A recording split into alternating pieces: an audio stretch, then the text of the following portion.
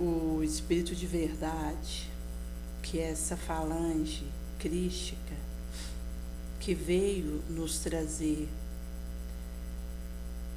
a caridade, a instrução da terceira revelação, que descortina uma nova fase para esse orbe, nos orienta de forma bastante clara no capítulo 6 do Evangelho segundo o Espiritismo, Cristo Consolador, onde é dado orientação para aquele que esteja desejoso de uma fidelidade crística. Nesse capítulo supracitado, onde Jesus vai dizer em Mateus 11, 28 a 30, vinde a mim, se aproxime aquele que está sob o jugo, sobrecarregado, angustiado, aflito. Toma sobre vós o meu jugo, a minha força, e aprendei, assimilai de mim, sou brando,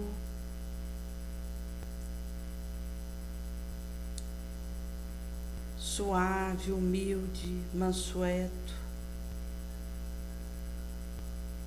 de coração, e achareis, encontrareis o repouso, o descanso para sua alma.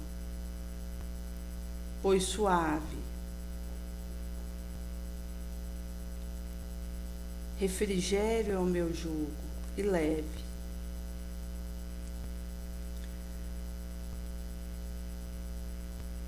Delicado o meu fardo. E isso diz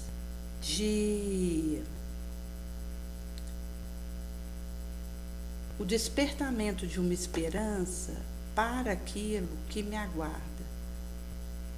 Porque veja, enquanto aqui nesse orbe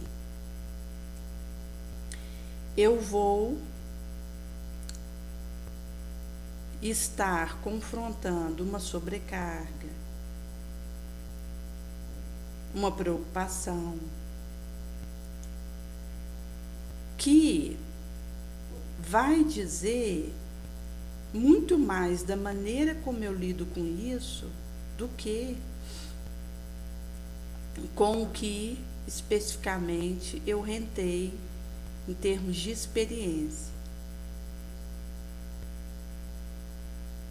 Eu posso estar num ambiente de desafio para mim, de agressão,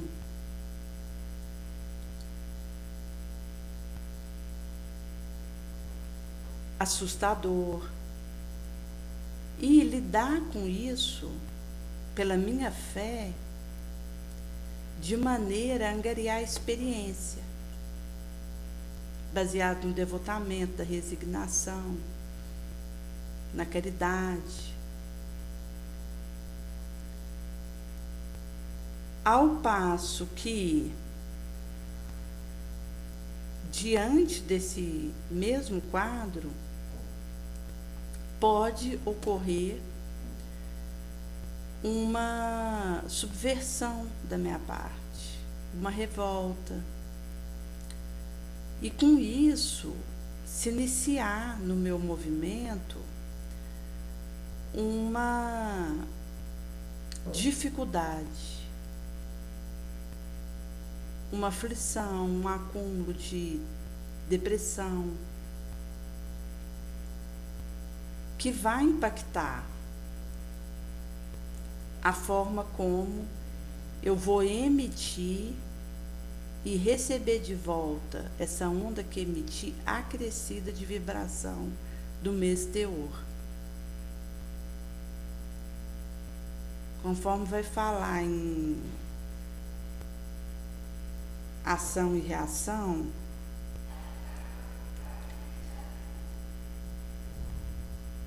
no capítulo que diz da almas enfermiças, que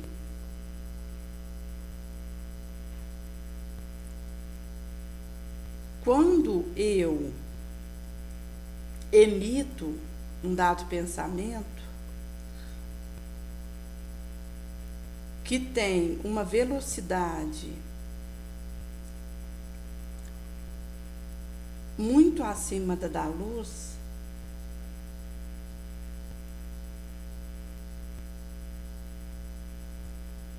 isso vai sinergizar com onda símile, que vai acrescer essa onda eletromagnética que emiti, fermentar, dar força para essa vibração, que se for nefanda, vai ser acrescido desse teor. E ao retornar para mim, eu vou ter a impactação desse efeito bumerangue, de acrescimento de feixes do mesmo teor.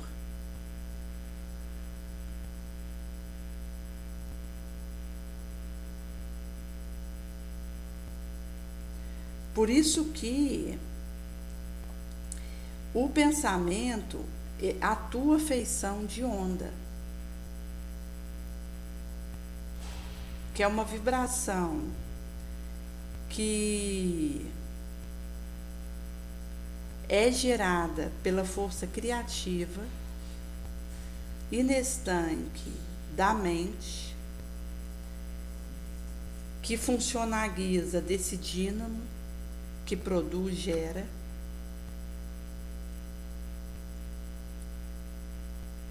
O bem, o nobre, vai ser uma expansão da luz, do elevado, e o mal, o indigno, isso condensa a sombra, o vil. Visto ser a expressão disso mesmo.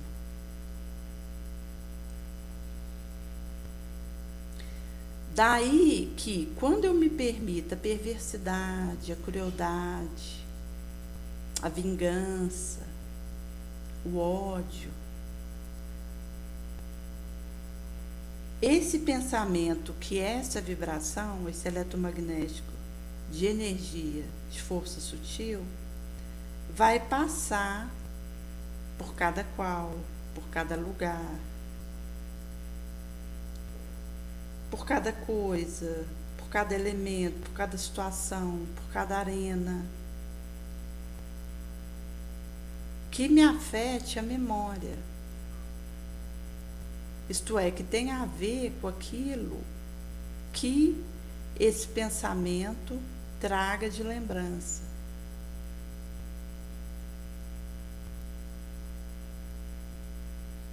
E com isso vai acontecer de agir e reagir sobre si mesmo, no intrínseco, em circuito fechado,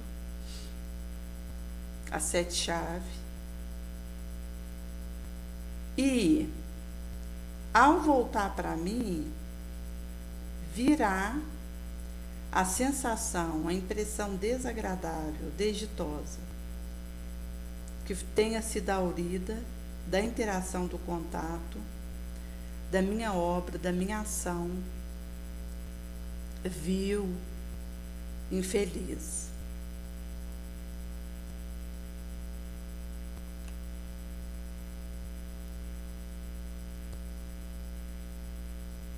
Por isso que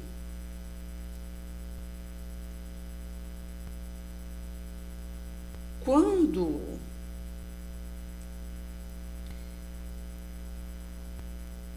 é emitido um teor vicioso da minha parte,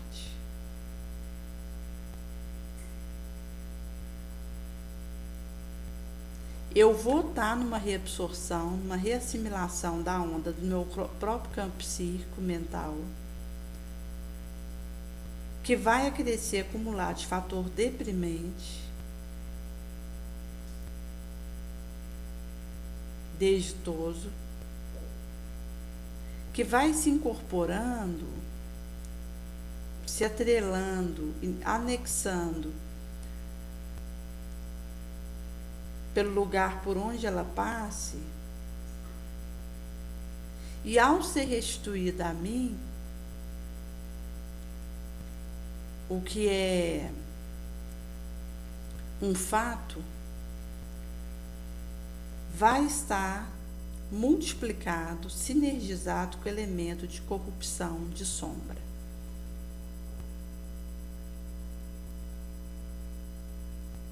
Por isso, quando se fala em piedade, prece,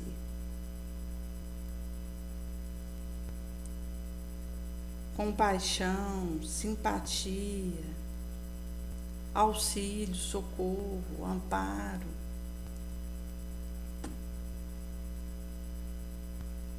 para com aquele que veio a desencarnar, ou mesmo que está encarnado numa situação de vulnerabilidade ou de luta acerba,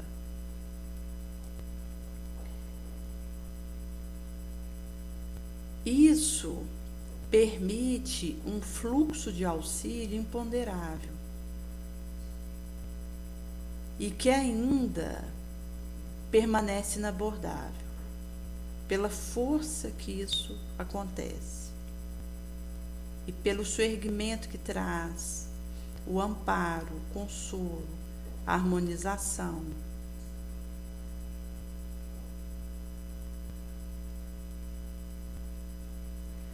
Porque há uma ligação, uma conexão inadiável contra a qual não posso lutar, porque é uma lei irrevogável de uns com os outros, seja na carne encarnado ou fora dela desencarnado. Por isso que a aflição de um desencarnado me afeta. Pode acontecer de eu estar num momento de uma percepção da angústia de um espírito que de alguma forma precisa da minha ajuda, da minha prece, e que se aproxima para receber esse desiderato.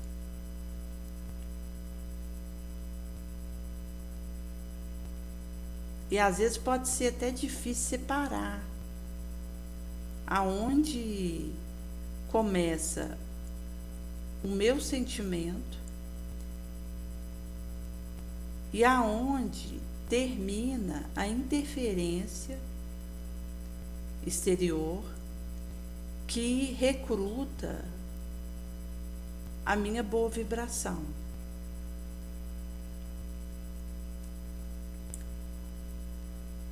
Porque vai acontecer essa conexão de uns com os outros, seja encarnado ou desencarnado. E eu vou estar livre, em paz, ou prisioneira, cativa, no campo, na arena da experiência, da vivência, segundo a minha obra, minha ação. via vínculo e ligação da minha vida mental. Então, isso é indefectível.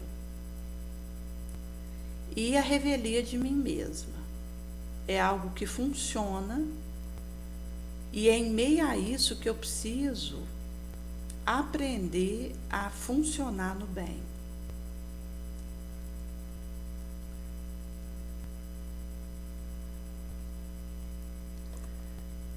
Por isso que o Espírito de Verdade vai dizer do devotamento,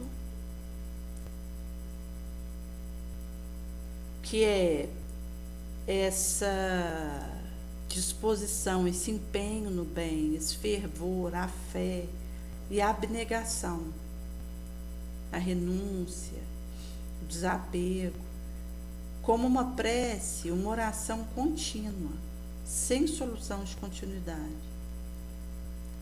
E aí encerra, entesoura um ensinamento profundo e mau.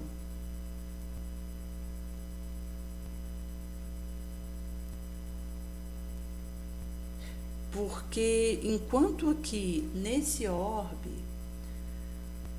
o sofrimento, a dor moral vai ser o meu quinhão. E é importante isso ficar claro para nós, para que não aconteça de a minha resignação ser abalada e eu entrar numa rebelião moral por aquilo que vivo. Que aqui não é um orbe de usufruimento, de descanso e de água de coco. Aqui é uma conjuntura de teste, de prova, de expiação. E em sendo assim, a dor moral, ela vai ser esse quinhão. E esse fardo que vou precisar levar, mas quando sou devotada, empenhada e abnegada, eu consigo adentrar o sentido da simplicidade, da humildade, da essência, da caridade, que resume todas as virtudes. E é esse sentimento, é essa experiência do dever cumprido, da paz de consciência, que vai dar descanso e repouso ao meu espírito. E essa resignação, essa resiliência imprescindível. Porque enquanto eu estiver aqui, se a resignação não me acompanhar, eu vou revoltar com alguma coisa. E aqui entra o risco que é a queixa, a lamúria. Porque isso vai me infiltrando de vibração, de revide, de revolta, que abala a minha fibra de resignação. E isso dificulta essa vivência que me faz ir de encontro à noção do dever cumprido. Visto que mesmo que no exterior se volte contra mim, mesmo que desabe sobre a minha cabeça a calúnia, a desonra, a estigmatização, se eu tenho a noção do meu dever cumprido, eu consigo ter paz. E é esse o travesseiro moral que eu posso ter. É quando o meu espírito, ele pode descansar por ter a clareza, a visão de estar cumprindo o que me compete, no meu esforço máximo.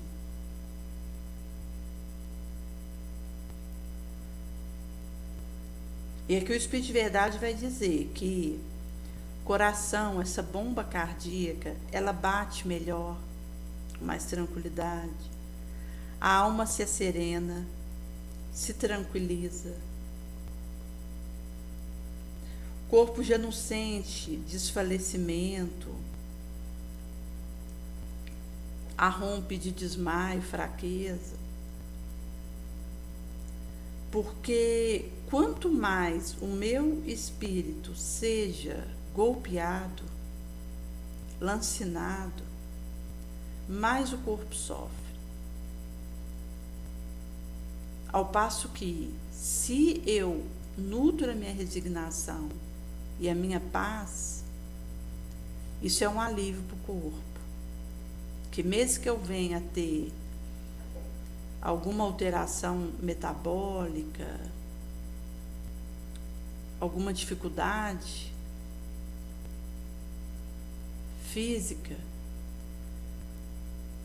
o fluxo de um espírito resignado e operoso no bem, ele vai ter esse efeito de amortecer. Isso vai facilitar a minha caminhada.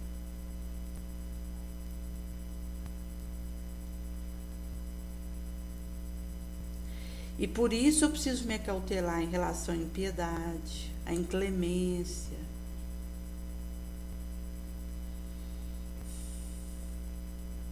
à mentira, à ilusão, ao erro, à queda, à incredulidade, a recusa de confiar no Cristo, porque isso vai ter um efeito de um monstro, de uma lenda que vai sugar o meu mais puro sangue, extraindo minha energia, minha possibilidade, me inviabilizando. E vai abrir, cavar em mim chaga, quase sempre mortal, irreversível para esse estágio meu aqui, que pode inclusive comprometer meu movimento aqui.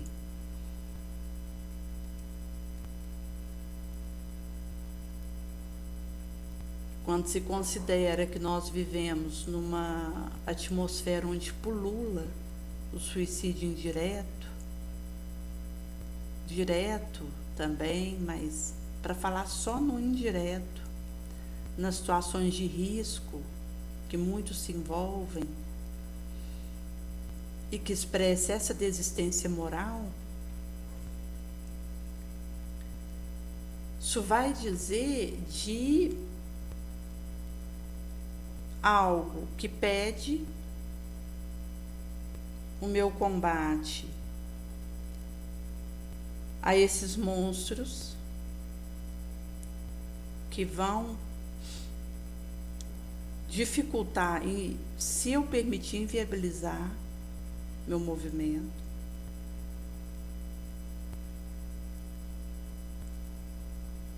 E o imperativo de ir em busca do amar, orar, do trabalho digno.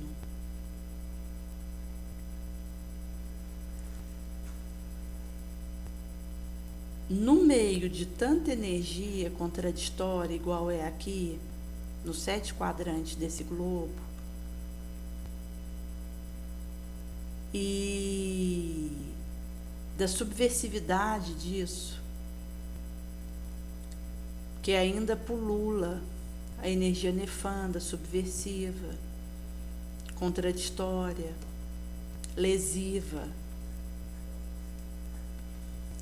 Só esse esforço e esse desiderato na vontade do bem pode me dar um mínimo de equilíbrio para continuar. Caso contrário, eu viro um ping-pong ao sabor de qualquer energia que venha ao meu encontro. Uma gelatina lançada a esmo, um ioiô na mão de criança manobrado para qualquer lado. Por isso, essa firmeza de caráter, esse burilamento moral e talhar essa força dentro de mim é imperioso para que eu dê conta de ficar de pé na tormenta energética, na tempestade em volta de mim, e da qual faço parte com a minha sombra que preciso vencer a golpe de esforço próprio, talhar essa vitória sobre mim mesmo.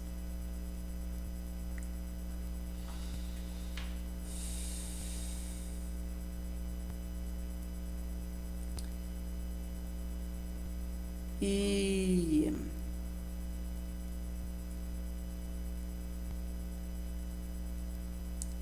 na docilidade é possível que eu me torne essa argila maleável,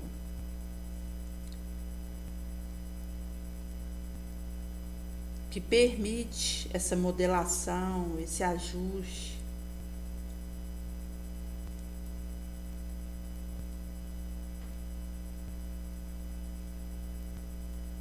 E me torne artífice, autora da minha elevação, da minha imortalidade.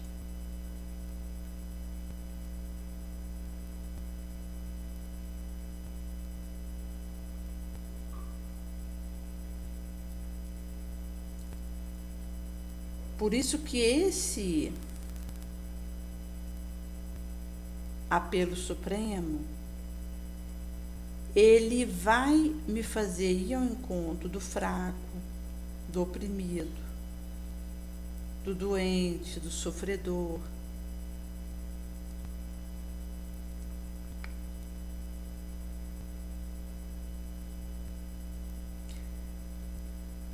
Que precisa dessa ajuda e que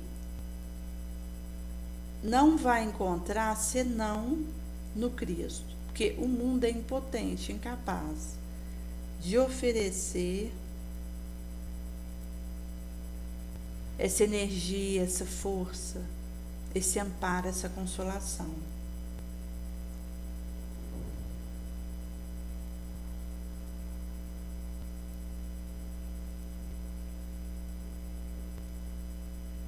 Então é mesmo varrer, eliminar a poeira da minha percepção, a obnubilação, para ter olho de ver e ouvido de ouvir.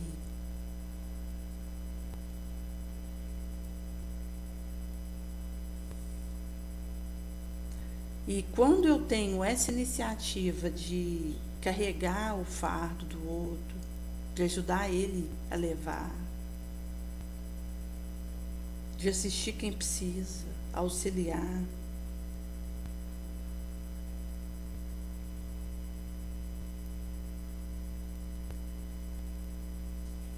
em que eu esqueço do meu suor, da minha luta, da minha miséria, da minha vulnerabilidade, para ir ao encontro do meu entorno,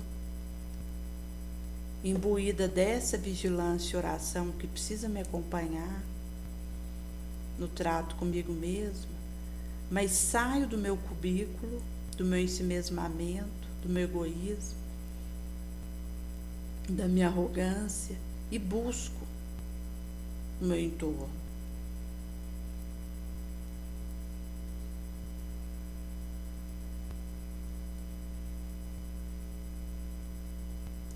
E aí, esse chamamento para elevar, alçar a minha resignação, minha resiliência, ao nível, ao patamar da minha prova, da minha luta.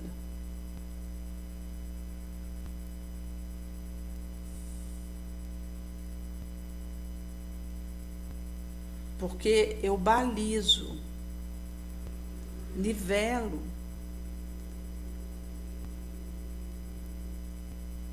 haja visto que eu não vou pedir para o fardo ficar mais leve, eu vou pedir mais força para lidar com o fardo. É eu que preciso ir me tornando mais forte, resistente, capaz daquela situação.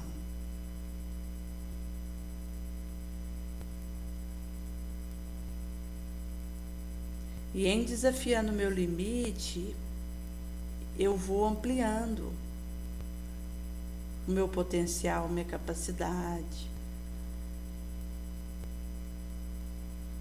E uma situação que num momento que vivi lá atrás era um desafio extremo para mim, hoje já é algo que eu contorno e sigo.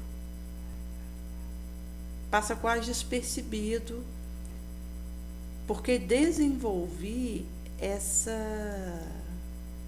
musculatura moral, esse lidar com a situação, enfrentar, contornar, aprender com o que isso tinha para me ensinar e seguir.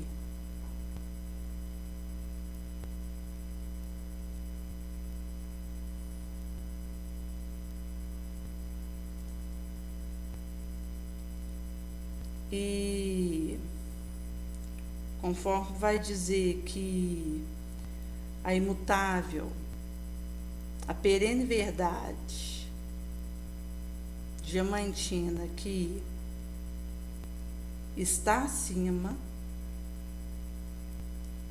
de nós, que promana do Deus bom, que faz germine, desenvolva a planta e se movimente, levante a onda, reúne, enfeixa o bem esparso, espalhado.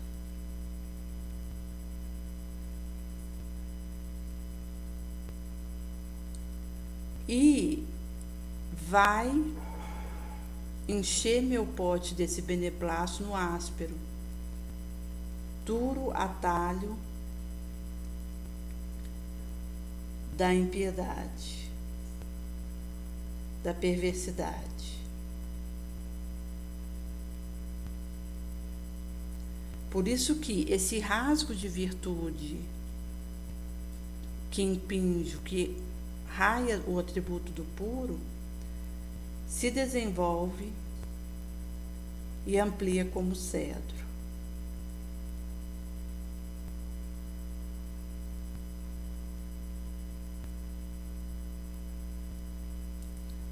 E isso vai me encorajando, me dando paciência, mansuetude, intrepidez,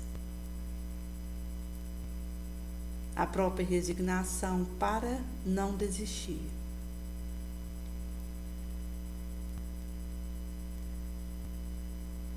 E essa fé inabalável, fervorosa,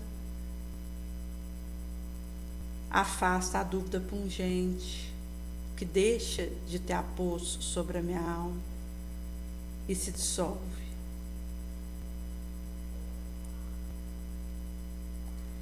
E mantém esse achote da clemência divina, da piedade, que vai permitir com que eu socorra o desviado da sorte, esse transviado, que mesmo vendo o céu, a luz tomba, cai no abismo da queda, do erro, que é o cuidado que eu tenho que ter comigo como espírito inferior. Senão, mesmo vendo o Cristo, eu tombo inerme no precipício da sombra. Que essa treva, né, essa sombra da minha razão, da minha inteligência, contra a qual eu preciso ser a golpe constante e supremo, no sangue e suor titânico.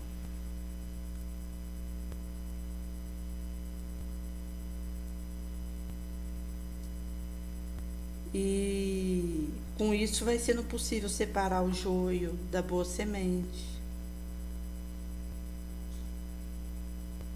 afastar um do outro a utopia, a ilusão da verdade e fortalecer o olho de ver e o ouvido de ouvir essa mesma verdade.